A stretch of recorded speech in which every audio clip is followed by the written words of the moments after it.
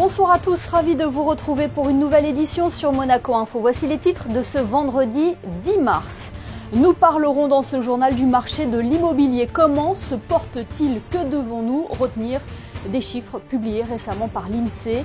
Florian Valéry, gérant d'une agence immobilière, nous éclairera à ce sujet.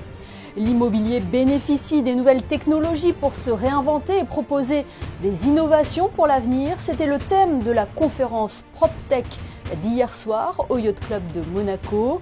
Nous évoquerons aussi la deuxième édition du Girl Boss, ce rendez-vous d'échange entre femmes dirigeantes et jeunes élèves de Monaco.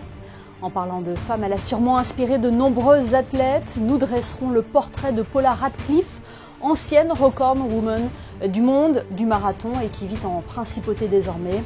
Et puis nous mettrons en lumière ce soir l'association monégasque Cordon de Vie qui vient tout juste de fêter ses 10 ans.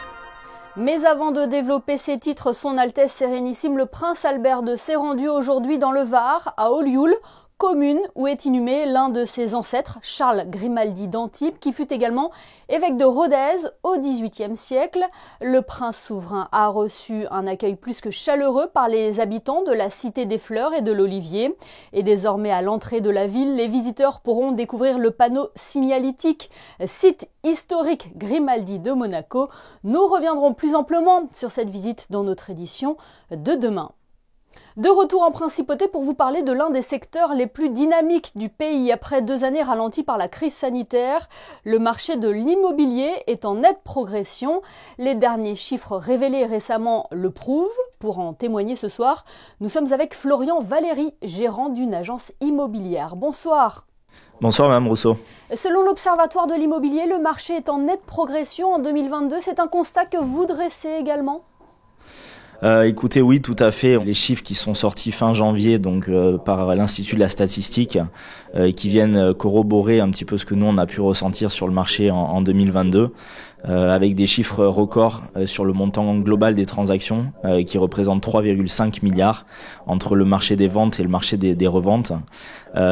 C'est directement lié en fait au marché des ventes qui a connu un record absolu, puisque les précédents records étaient de 450 millions de volume cumulé, et là on est à 1 300 000 euros pour les ventes, avec des livraisons importantes de plusieurs immeubles dans le quartier de la Condamine. Je pense au 45 rue Grimaldi, Villa Portofino aussi au Square Gasto, et l'immeuble de l'Exotique à l'entrée de ville au Jardin Exotique. Oui, le marché du neuf est en pleine expansion. Tout à fait. Donc, on dépend en fait directement des opérations qui sont livrées par rapport aux chiffres. On a été sur des opérations d'envergure importante qui ont couvert un petit peu tout type de typologie d'appartements. Il y avait des studios jusqu'aux 5 pièces et plus. Et ce qui est intéressant, c'est que le succès de l'attractivité de Monaco se répercute directement dans les ventes de programmes neufs, puisqu'elles trouvent toutes preneurs bien avant la date de livraison, et on a beaucoup de demandes pour des prospects qui souhaiteraient s'établir en principauté et qui attendent, on va dire, un standard bien au-delà de ce qui était proposé par le passé dans les immeubles, avec des prestations annexes, notamment piscine, salle de sport, service de conciergerie, service voiturier. Voilà, elle a changé au fil des années cette demande.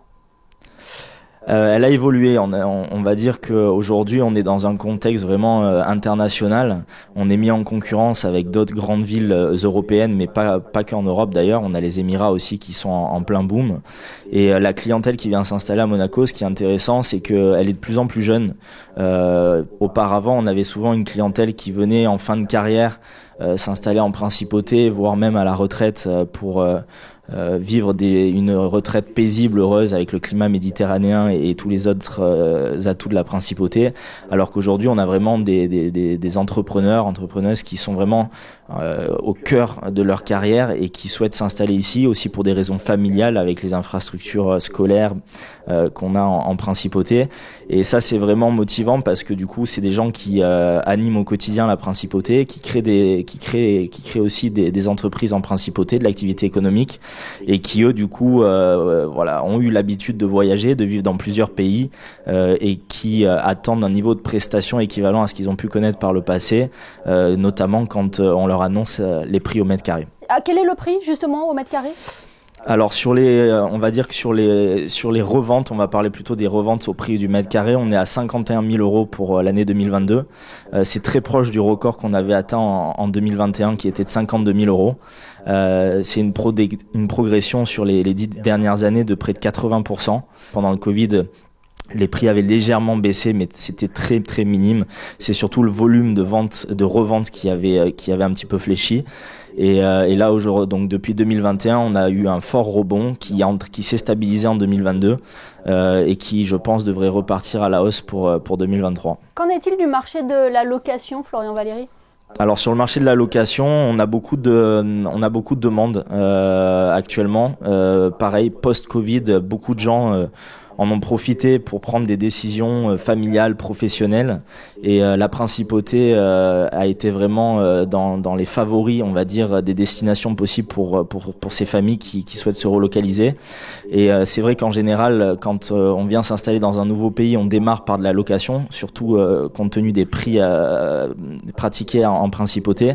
Ça permet souvent à cette clientèle qui vient s'installer de confirmer déjà qu'ils vont rester sur du moyen long terme en principauté, mais également de connaître un petit peu mieux les quartiers qu'on a à Monaco. Même si on est sur un petit territoire de 2 km², il y a quand même des spécificités liées à certains quartiers, liées à certains immeubles. Il y a des quartiers qui sont plus plébiscités que d'autres ? On a Monte-Carlo, qui reste une valeur sûre, puisque voilà, c'est un petit peu le centre géographique de la principauté.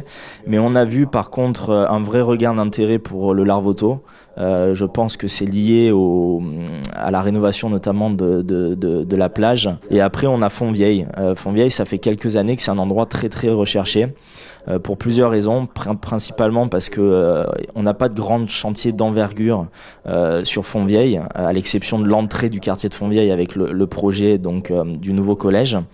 Mais sinon, c'est un quartier qui est calme, c'est un quartier qui est plat, donc pour des gens notamment un peu plus âgés, c'est quelque chose qui est apprécié, qui a toutes les commodités sur place et qui vieillit bien. Merci beaucoup Florian Valéry d'avoir été avec nous ce soir pour évoquer la santé de l'immobilier à Monaco. Merci infiniment.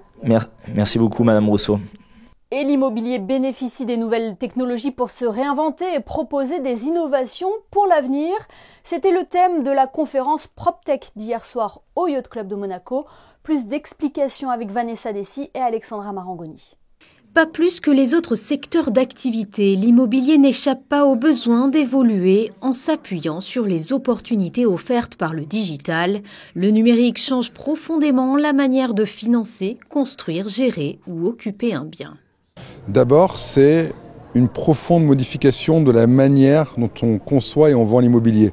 Que ce soit la construction, tous les outils pour construire de manière plus efficace, la bonne information au bon moment sur un chantier, la 3D, que ce soit les visites dans un monde virtuel. La deuxième chose, c'est les transformations qu'induisent le numérique sur l'immobilier.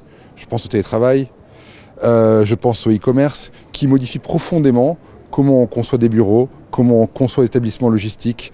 Et la troisième, c'est évidemment le défi environnemental. Aujourd'hui, avec des nouvelles technologies pour la construction qui consomment moins de CO2, avec des capteurs qui vont mieux éclairer, mieux utiliser l'air conditionné, qui vont s'adapter au nombre de gens qui sont effectivement présents, le défi environnemental passera par l'immobilier et le défi environnemental par l'immobilier passera par le numérique. Différents acteurs du domaine s'étaient réunis à l'occasion de la conférence PropTech. Parmi eux, l'un des pionniers a proposé des solutions de visualisation immersive et plusieurs investisseurs de projets digitaux.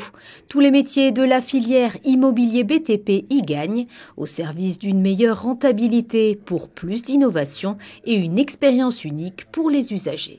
Aujourd'hui, je vous mets en 3D votre futur appartement, avec tous les lits, tout. Et si ça vous plaît, je le construis et je vous le donne comme vous l'avez vu. Vous pouvez changer à la dernière minute la couleur des draps du lit, comme vous voulez. Donc ça va être le futur, tout à fait. Et on pourra visualiser beaucoup mieux à l'avance et gagner énormément de temps. C'est mondial. Nous, en Principauté, on est toujours à la pointe puisque c'est déjà le 2e salon que l'on fait. On a déjà rencontré la plupart des acteurs de ce soir. Ce sont tous des gens très jeunes, pas comme moi. Et en fait, je pense que oui, bien sûr, Monaco sera à la pointe là-dessus, sans problème. Dans ce secteur déjà caractérisé par un haut niveau de complexité, l'enjeu porte désormais sur la capacité à créer un écosystème interconnecté, un défi qui ouvre la possibilité de réinventer la profession. Revenons à présent sur cet événement qui était organisé à l'occasion de la Journée internationale des droits des femmes. La 2e édition de Girl Boss proposait une rencontre de jeunes étudiantes de la Principauté et des femmes dirigeantes et inspirantes. Un moment constructif proposé par l'Association des femmes chefs d'entreprise de Monaco et Chicane Icane. Le reportage de Perrine Boger, Lionel Bernardi et Louis Borgia. Elles ont entre 12 et 18 ans et sont scolarisées en Principauté. Autour de rencontres individualisées de 8 minutes chacune, les jeunes filles présentes ont l'opportunité d'échanger avec des femmes à haut poste dirigeant sur leur parcours, mais aussi sur les difficultés rencontrées. Il y a plein de femmes qui ont dû surmonter des épreuves, il y en a d'autres où ça a été plus facile, mais du coup je trouve que c'est ça qui est intéressant, de voir pour voir leurs épreuves et qu'elles nous expliquent comment les surmonter. Ces femmes mentors font partie des secteurs publics ou privés. Elles sont avocates, journalistes ou encore chefs d'entreprise et rencontrent principalement les mêmes difficultés ou inégalités face aux hommes. On est encore aujourd'hui malheureusement dans une société patriarche. On en souffre au jour le jour, surtout quand on doit jongler des enfants. Et j'espère que cette génération qui arrive aura plus de facilité et donc de pouvoir leur passer cette envie d'entreprendre, de leur donner confiance en elles. C'est vraiment une opportunité de former une future génération de femmes qui aideront à changer les injustices qu'on a aujourd'hui. Pour cette seconde édition Girl Boss, les deux associations lancent une nouveauté. Nous avons eu l'idée de faire une journée en immersion avec elles. Alors, pourquoi une journée en immersion ? C'est-à-dire qu'on considère qu'en fait, ce qui serait bénéfique pour ces jeunes filles, c'est de passer une journée, du matin au soir, avec une femme, voir comment ça se passe pour jongler entre la vie professionnelle, la vie personnelle, la vie avec les enfants, les responsabilités, leur montrer que tout est conciliable avec nos qualités féminines et notre singularité féminine. Une journée importante permettant de créer un lien entre étudiantes et mentors. L'objectif premier reste de transmettre l'envie et le goût de l'entrepreneuriat. Et le sourire de ces jeunes filles en dit long sur le succès de cet événement. La femme dont le portrait va suivre a sûrement inspiré de nombreuses athlètes. Paula Radcliffe a été pendant 16 ans la record woman du monde du marathon avec un chrono de 2h15 minutes et 25 secondes. Elle a mis un terme à sa carrière professionnelle en 2015, mais la sportive de 49 ans continue encore de courir aujourd'hui pour le plaisir. Émilie Flamin a tenté de suivre la cadence à ses côtés. Regardez. Un record du monde pendant 16 ans, une quinzaine de marathons à son actif. Depuis ses 7 ans, Paula Radcliffe court, une passion qui lui vient de son père. Là, mon papa, il courait des marathons et moi, j'en avais peut-être 6-7 ans. Et le week-end, il courait dans la forêt et on est allé l'encourager, lui donner un petit ravitaillement. Et donc là, j'ai fait peut-être 800 mètres, 1 kilomètre avec. Et ça m'a donné envie de m'inscrire dans un club d'athlétisme, ce que je l'ai fait dès que je pouvais à l'âge de 9 ans. Un amour de la course qui l'a amené à gagner son premier marathon en 2003 à 29 ans. Et malgré sa victoire, elle ne s'est jamais arrêtée sur ses acquis. Dans l'athlétisme, à chaque fois qu'on réalise un objectif, on est toujours en train de reformuler les objectifs pour s'étirer un peu de plus. Donc, une fois que j'avais réalisé le record du monde, la première fois, c'était à Chicago. Et après, l'objectif, c'était de le faire revenir à Londres, là où, pour faire complètement le cercle de là où je suis partie de. Pendant toutes ces années sur le podium et encore aujourd'hui avec son engagement auprès d'associations, elle milite pour la paix et l'équité dans le sport à travers de grandes figures qui l'ont guidée jusqu'ici. Je suis toujours reconnaissant aux femmes qui sont allées devant moi, qui se sont battues pour avoir le droit de courir le marathon. Je parle de Catherine Switzer, de Bobby Gibb à la fin, qui n'avaient pas la permission, la possibilité de courir un marathon, qui devaient se déguiser en tant qu'homme pour pouvoir courir un marathon. Depuis 2015, l'athlète est à la retraite compétitive, mais ça ne l'empêche pas de courir tous les jours, cette fois-ci sans chrono. Et pour boucler la boucle, elle espère dans les prochaines années courir pour les 2 marathons des majeurs qui lui manquent, Tokyo et Boston. On reste dans le sport avec du football. L'AS Monaco reçoit le Stade de Reims dimanche à Louis II pour le compte de la 27e journée de Ligue 1. Après un match nul face à Troyes, les Monégasques comptent bien renouer avec le succès, eux qui étaient pourtant sur une bonne dynamique depuis le début de l'année. On écoute le défenseur Ruben Aguilar qui s'est présenté aujourd'hui en conférence de presse d'avant-match. J'ai pas d'explication, mis à part le fait... oui, on n'a pas gagné les 3 matchs, mais avant ça, on a eu une grosse série, comme vous l'avez dit. Mais voilà, on va essayer de vite repartir pour essayer de recréer une nouvelle série positive. Mais voilà, ça serait trop facile si toute l'année, on faisait que des bons résultats. On sait qu'à un moment donné, y a des résultats négatifs qui arrivent. Donc c'est à nous de travailler ce qui va pas ou ce qui a pas fonctionné, mais on sait que tous les matchs sont compliqués en Ligue 1, donc voilà. Après il y a eu la Ligue Europa, voilà, maintenant c'est derrière nous. Il y a eu la Coupe de France aussi, maintenant on n'a que la Ligue 1 et on se concentre que sur la Ligue 1. On veut forcément rebondir, on veut gagner à la maison dimanche, ça sera un match compliqué, on le sait, mais voilà, on veut renouer avec la victoire aussi, donc on a travaillé dur cette semaine pour préparer au mieux ce match intéressant contre Reims. Monaco-Reims, c'est donc ce dimanche à 17h05 au Stade Louis II. Sachez que les places pour ce match seront à 1 € seulement pour toutes les femmes et l'entrée sera gratuite pour tous les enfants et adolescents de moins de 16 ans. Coup de projecteur maintenant sur cette association monégasque qui fête cette année ses 10 ans. Pour célébrer cet anniversaire, elle vient d'organiser avec le soutien du Sort Optimiste Monaco une soirée caritative au profit de la recherche sur l'autisme. Plus de détails avec Perrine Boger et Jean-Alexandre Dordet. Depuis 10 ans, l'association Cordon de Vie soutient la science. Elle travaille discrètement mais solidement autour de la recherche scientifique sur les cellules du cordon ombilical et de la moelle osseuse. Donc on a fait, si vous voulez, une première partie, les 10 premières années que nous fêtons ce soir, ont été faites en soutenant 25 projets et avec une branche humanitaire aussi, de faire en sorte que les résultats de ces projets de recherche puissent aussi servir aux pays plus défavorisés. Pas qu'à l'Occident, mais également et en particulier à l'Afrique, selon un peu la tradition de fraternité de la Principauté de Monaco. Cordon de Vie finance divers travaux scientifiques. Si de grandes découvertes ont été réalisées, l'objectif principal reste de comprendre les causes et les mécanismes de l'autisme pour mieux traiter les personnes atteintes de cette pathologie. Il faut qu'on continue ce travail d'identification des gènes en cause qui probablement font que les personnes sont plus ou moins vulnérables à ces facteurs de risque environnementaux.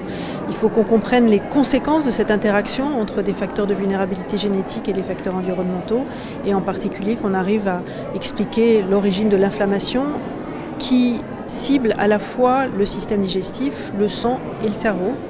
Et c'est pour ça qu'on essaye de développer des stratégies thérapeutiques qui doivent nous permettre d'être bien meilleurs qu'on l'est aujourd'hui pour améliorer le pronostic de ces patients. En organisant cette soirée, les deux associations ont un objectif, celui de récolter des dons. Il y a besoin de gros moyens financiers. Alors on a beau avoir des adhérents, vous savez, ça va de la plus petite somme jusqu'à des bienfaiteurs, mais vous savez bien que le Covid est passé par là, les bienfaiteurs c'est de plus en plus difficile, et justement cette soirée est quand même faite pour nous encourager financièrement pour que tout ce domaine de l'autisme puisse être travaillé à fond. Aujourd'hui, l'association Cordon de Vie prend un tournant. Les années à venir seront dédiées aux recherches sur la psychiatrie et les maladies mentales en général. Rappelons que dans le monde, 1 personne sur 100 est atteinte d'autisme. Dans l'actualité, en bref, la mairie de Monaco renouvelle son opération don de plantes. Celle-ci aura lieu le mercredi 15 mars au Parc Princesse Antoinette à partir de 13h30. 300 plantes de la saison hivernale seront proposées à ceux qui le souhaitent. Petite précision, afin de satisfaire le plus grand nombre, la distribution est limitée à 1 plante par personne. Jetons un coup d'œil sur les prévisions météo. Bonsoir Yannick de Beuvert. Le vent va-t-il perdurer en principauté ce week-end ? Bonsoir Émilie, bonsoir à tous. Une légère brise sera encore présente ce samedi à Monaco, mais rien de bien gênant. Il fera beau tout au long de la journée avec des températures très douces qui monteront jusqu'à 20 degrés au cœur de l'après-midi. Ce samedi 11 mars, nous fêterons Sainte Rosine.